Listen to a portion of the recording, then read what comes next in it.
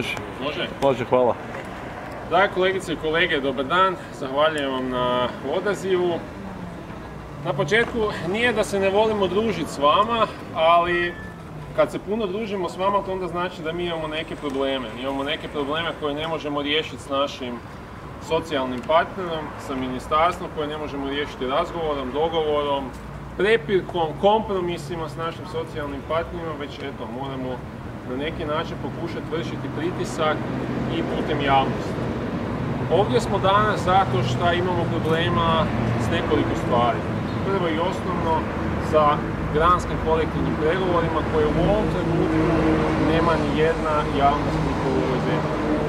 Dakle, sustav prosvjete cijeli je nepokriven granskim kolektivnim ugovorom, kao i sustav znanosti i visokog obrazovanja.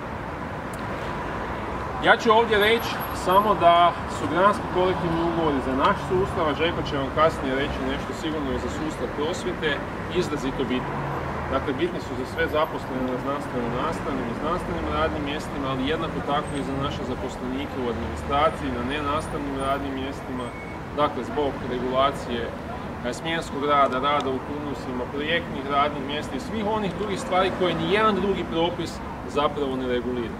Mi smo se s našim granskim ugovorom potrudili ponuditi i neka rješenja za budućnost. Naši fakulteti se suočavaju sve više i više sa zapravo manjkom studenata.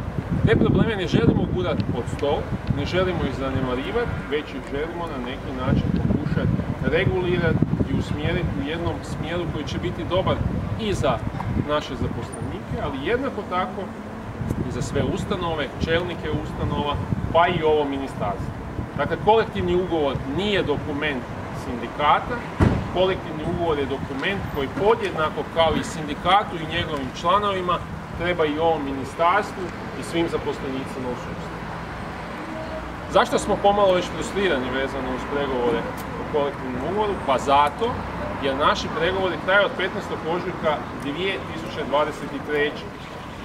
U prosincu 2023. mi smo ovom ministarstvu uputili po našem sudu gotov tekst cijelog granskog kolektivnog ugovora. Od tada do danas nismo dobili ni jednu jedinu povratnu informaciju o tom ugovoru. Uvijek je nešto drugo priječe. Ministrove obveze, pa donošenje zakona o plaći, pa onda idu izbori, pa ne možemo. Pa okej, prođu izbori, imamo opet istog ministra koji je manje više informiran o svim stvarima, ali onda nisu imenovani državni tajnici. Sad su imenovani državni tajnici i sad stvarno više nema apsolutno nikakvog mogućeg izgovora, niti ćemo ga mi dopustiti, a da ne započnemo pregovore za granski ugovor čim prije. Dakle, ovdje sad još jednom poručujemo ovom ministarstvu i ministru. Idući tjedan očekujemo termin za početak, odnosno za nastavak naših pregovora za granski kolektivni ugovor. Ako taj termin ne dobijemo idući tjedan, onda ćemo vas informirati o terminu, mjestu i sudionicima prosvjeda ovdje ispred ovog ministarstva. Naprosto, mi drugog izbora više da natjeramo ovo ministarstvo za stol nemamo. Drugi, izrazito bitan segment su zapravo koeficijenti. Ja ću vas podsjetiti da su ova dva sindikata zajedno sa učiteljskim grupama još za vrijeme kreiranja same uredbe o koeficijentima prikupili 35.000 potpisa zaposlenih u prosvjeti i znanosti koji su bili nezadovoljni tim koeficijentima. Mi smo krajem ljeta, odnosno početkom ljeta, dakle prije godišnjih odmora, napravili jednu još detaljniju analizu specifično unutar našeg sustava, dakle znanosti i visokog obrazovanja, gdje smo ljude pitali u kojoj mjeri su zadovoljni, jesu li spremni podržavati aktivnosti sindikata da se koeficijenti dodatno korigiraju i rezultati su po nas poprilično obvezujući. 76% zaposlenih na ozbiljnom uzorku zaposlenih u sustavu znanosti i visokog obrazovanja je reklo da je nezadovoljno postojećim koeficijentom. A 90% od njih je reklo da se je spremno boriti i podržavati sve aktivnosti koje će sindikat poduzimati da se ti koeficijenti korigiraju.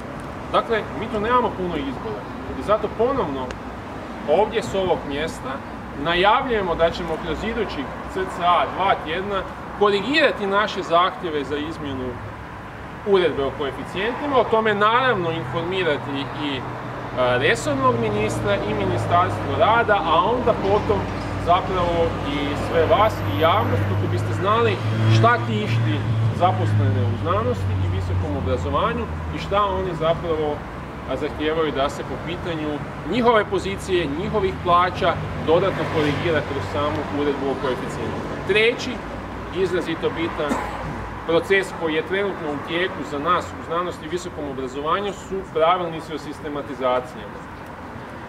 Riječ je zapravo o povijesnoj prilici da se neka radna mjesta, neki međuodnosi u radnim mjestima u sustavu znanosti i visokog obrazovanja konačno korigiraju, ujednače, urede.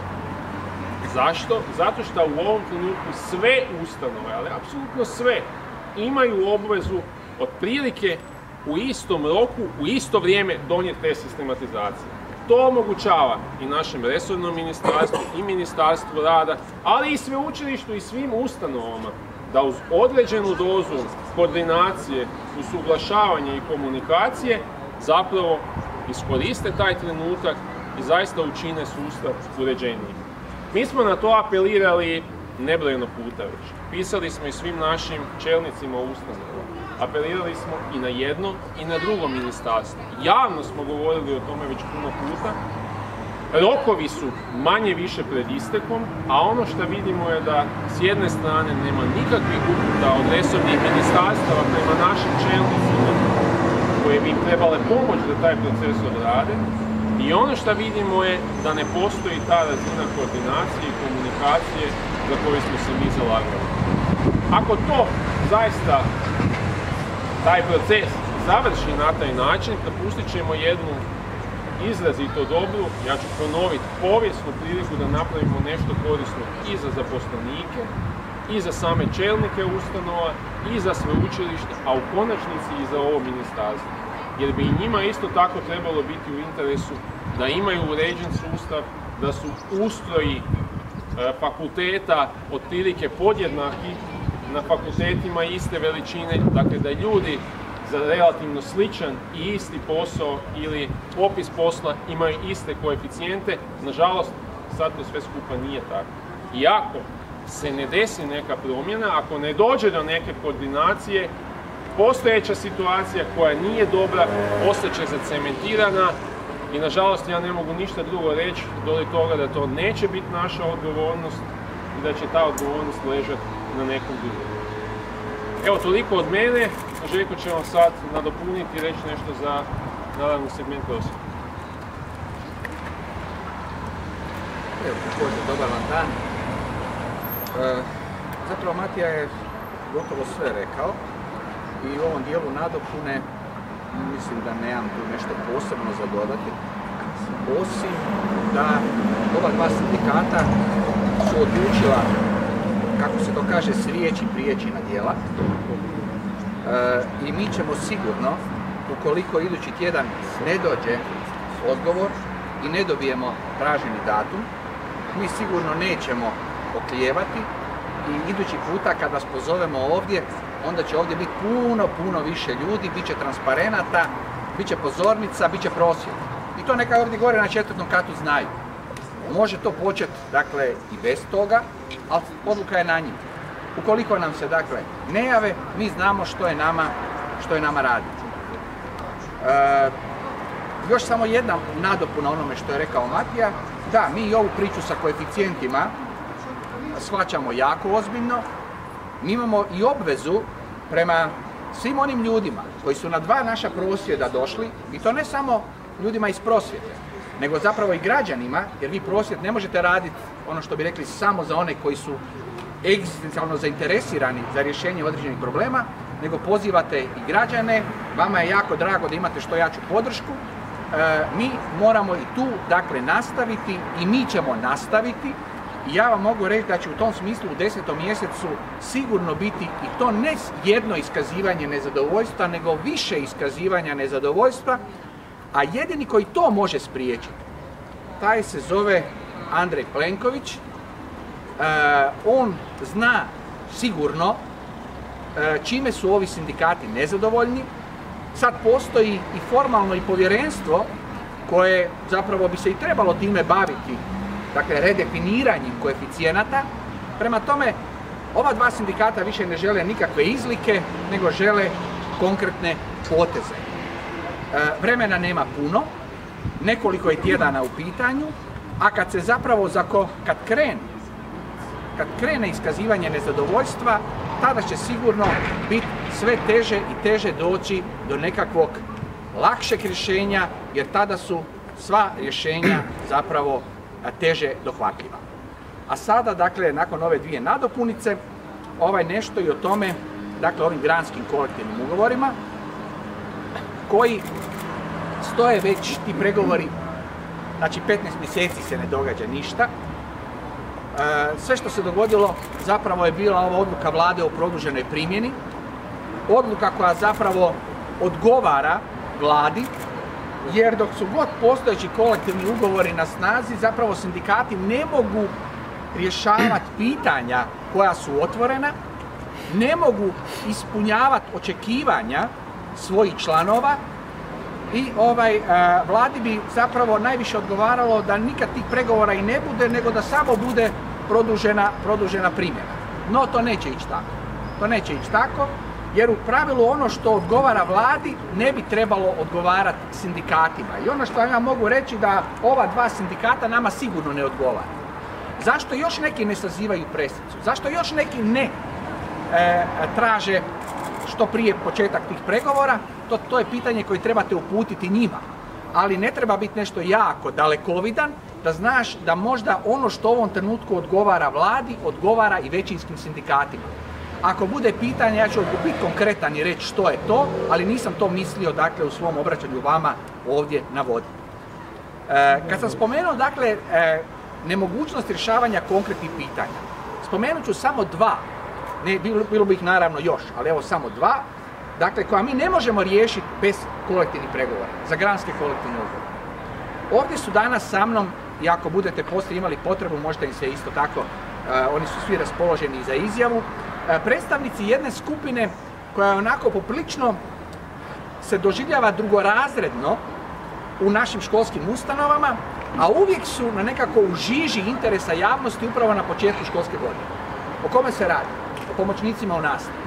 Pomoćnicima u nastavi čiji status nije definiran kako treba, i to da budem vrlo jasan, tu se ne radi o desecima i stotinama, nego o tisućama i tisućama, dakle, naših kolegica i kolega, ali se radi o tisućama i o tisućama učenika i roditelja koji u ovom trenutku još uvijek ne znaju kakav će biti status onih koji zapravo njihovoj djeci trebaju pomoć da na neki način završe školu, na neki način da se osposobe za neku buduću ulogu u životu. Čitav niz problema, dakle čitav niz, ne jedno, nego čitav niz problema, dakle ovih naših kolegica i kolega treba riješiti, a jedino mjesto gdje to možemo napraviti je granski kolektivni ugovor. Prema tome, bio sam nebrojeno puta u situaciji kad su me pitali, a što će sindikat napraviti? Pa ja želim ovdje vrlo jasno reći, jedino mjesto gdje mi možemo napraviti, gdje možemo pomaknuti s mrtve točke rješavanja ovih problema, to su pregovori za granske kolektivne ugovore, osnovnoškolski i srednjoškolski. Druga, ne manje brojna skupina radnika u školama, u ovom slučaju se radi o strukovnim školama, isključivo, to su sve one naše kolegice i kolege, a i oni se broje na tisuće, to su nastavnici, biologije, kemije, fizike i politike i gospodarstva, koji s velikom neizvjesnošću započinju, evo, za nekoliko dana ovu nastavnu godinu. Što je razlog njihovom strahu i zabrinutosti? Za godinu dana bi trebala krenuti modularna nastava u tim školama i nikome nije jasno Osobito zbog preklapanja dvije vrste kurikula, gdje će država na neki način određivati neke raspone, a onda unutar škole ravnatelji dobiti ovlasti da zapravo kroz školske kurikule određuju to koliko će biti nekog od ovih predmeta, koliko će sati biti naslonjeno na stručni predmet, dakle predmet struke, to dakle nitko u ovom trenutku ne zna. Jasno je da interes sindikata primarno vezan uz ovo pitanje jeste što će biti s onim kolegicama i kolegama koji neće imati istovjetan broj sati kao što imaju sada. Naime, te kolegice i kolege će postati tehnološki viškovi. Gdje vi možete sa drugom stranom, sa poslodavcem, gdje vi možete rješavati ova pitanja njihovog statusa? Jedino mjesto su vam opet pregovori za granske kolektivne ugovore. Prema tome, ja sam vam naveo samo 2 primjera, vjerujte ima ih još 10-ak. Zašto sam baš navodio te primjere? Da vidite da ovo o čemu mi vama govorimo, da to nije apstrakcija neka, da to nije nekakva ispravnost. To je zapravo potreba za rješavanjem vrlo konkretnih problema, vrlo konkretnih ljudi, na vrlo konkretan način koji smo mi u sindikatu već predvidjeli. Evo ja neću dalje, ali mislim da sam vam dakle ovime vrlo jasno ono što sam htio dakle poručiti, da sam to i poručio, ali ne vama, nego ponajprije onima na 4. katu, da se uozbilje, da se urazume, da nas vrlo ozbiljno shvate, jer još uvijek ima mogućnosti da izbjegnemo konfliktne situacije za koje se mi u sindikatu spremamo. Ja sam jučer i prekjučer bio na jugu, u županijama dolje, iduća 3 tjedna obiću sve ostale županije u Hrvatskoj i mi se za akcije naveliko spremamo, mi naše članstvo mobiliziramo i ja vas uvjeravam, ne bude li odavde, dakle, razumnih reakcija i ispravnih poteza, vrlo brzo ići ćemo na živce koliko ćete morat sa vašim kamerama i ovim mikrofonima potezati, dakle, na naše, kako biste pratili naše aktivnosti. Evo, sad smo tu i Matija i ja za sva pitanja. Izvolite. Pa ja bih samo, ako može zbog pomoćnika, možete i vi, a poslije kasnije i neko od njih, možda iz vaše perspektive, s obzirom na novi pravilnik i na smanjivanje broja asistenata na 1 po odjeljenju, iako roditelji koji će sad tu doći dolaze sa pravomoćnim rješenjima da svako njihovo dijete pojedinačno sa svojom dijagnozom ima pravo na svog asistenta, kako raditi, kako predavati u takvom okruženju gdje će više djece imati samo jednog asistenta. Kako će to uopće funkcionirati? Bravo, hvala vam na pitanju. Mi ćemo jednu posebnu presicu na tu temu sazvat, ali ja ću ovdje samo reći u nekoliko rečenica. Najbolji komentar cijele ove priče i najduhovitiji komentar koji sam čuo vezano uz donošenje ovog novog pravilnika za pomoćnike u nastavi ovoga ljeta. Da, dobro ste čuli, ovoga ljeta. Važni pravilnici se ovoj zemlji donose kad su godišnji odmori. To nam je valjda već svima jasno. Bio je pa sve što smo zapravo dobili na mostu, mi smo izgubili na čupriji. Što to znači? To znači da su zapravo ona poboljšanja koja se jesu dogodila u pogledu, dakle njih je 4 ili 5, dakle ti poboljšanja, da je zapravo riješeno da to moraju biti ugovori na određeno vrijeme koji moraju trajati do završetka školske godine, pa se onda sad će se izbjeći ona situacija da se u 6. mjesec, 15. i ne znam kojeg, da se zapravo ljudima prekidaju ti ugovori, dakle da se, ne znam, sunčani sat izjednačava sa školskim satom, da se, dakle, neka materijalna prava kao što je regres, to ne bi trebalo više biti u pitanju, da bi zapravo se odredila kolika je donja granica minimalne satnice, dakle sve se to jest dogodilo kao neki pomak, ali je čitav niz stvari ostao neriješen. Jedno je i ovo na što vi aludirate vašim pitanjem, a to je dakle to ograničenje u pogledu zapošljavanja pomoćnika u nastavi u tim posebnim razrednim odjelima.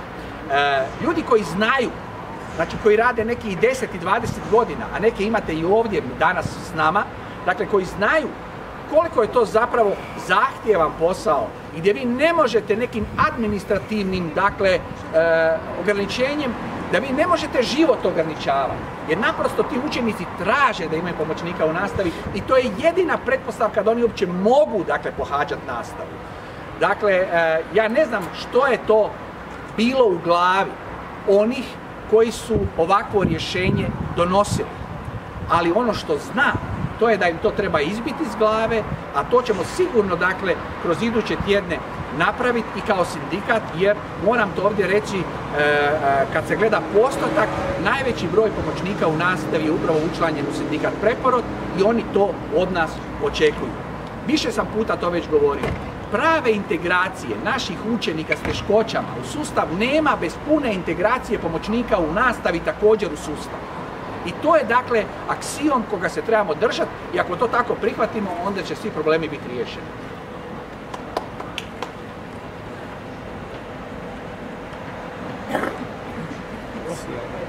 Evo, ako nema više koji sam čuo vezano uz donošenje ovog novog pravilnika za pomoćnike u nastavi ovoga ljeta. Da, dobro ste čuli, ovoga ljeta. Važni pravilnici se ovoj zemlji donose kad su godišnji odmori. To nam je valjda već svima jasno. Bio je pa sve što smo zapravo dobili na mostu, mi smo izgubili na ćupriji. Što to znači? To znači da su zapravo ona poboljšanja koja se jesu dogodila u pogledu, dakle njih je 4 ili 5, dakle tih poboljšanja, da je zapravo riješeno da to moraju biti ugovori na određeno vrijeme koji moraju trajati do završetka školske godine, pa se onda sad će se izbjeći ona situacija da se u 6. mjesec, 15. i ne znam kojeg, da se zapravo ljudima prekidaju ti ugovori, dakle da se, ne znam, sunčani sat izjednačava sa školskim satom, da se, dakle, neka materijalna prava kao što je regres, to ne bi trebalo više biti u pitanju, da bi zapravo se odredila kolika je donja granica minimalne satnice, dakle sve se to jest dogodilo kao neki pomak, ali je čitav niz stvari ostao neriješen. Jedno je i ovo na što vi aludirate vašim pitanjem, a to je, dakle, to ograničenje u pogledu zapošljavanja pomoćnika u nastavi u tim posebnim razrednim odjelima. Ljudi koji znaju, znači koji rade neki i 10 i 20 godina, a neke imate i ovdje danas s nama, dakle koji znaju koliko je to zapravo zahtjevan posao i gdje vi ne možete nekim administrativnim, dakle, ograničenjem, da vi ne možete život ograničavati, jer naprosto ti učenici traže da imaju pomoćnika u nastavi i to je jedina pretpostavka da oni uopće mogu, dakle, pohađati nastavu. Dakle, ja ne znam što je to bilo u glavi onih koji su ovakvo rješenje donosili, ali ono što znam, to je da im to treba izbiti iz glave, a to ćemo sigurno, dakle, kroz iduće tjedne napraviti i kao sindikat, jer moram to ovdje reći, kad se gleda postotak, najveći broj pomoćnika u nastavi je upravo učlanjen u sindikat Preporod i oni to od nas očekuju. Više sam puta to već govorio. Prave integracije naših učenika s teškoćama u sustav nema bez pune integracije pomoćnika u nastavi također u sustav. I to je, dakle, aksiom koga se trebamo držati i ako to tako prihvatimo, onda će svi problemi biti riješeni.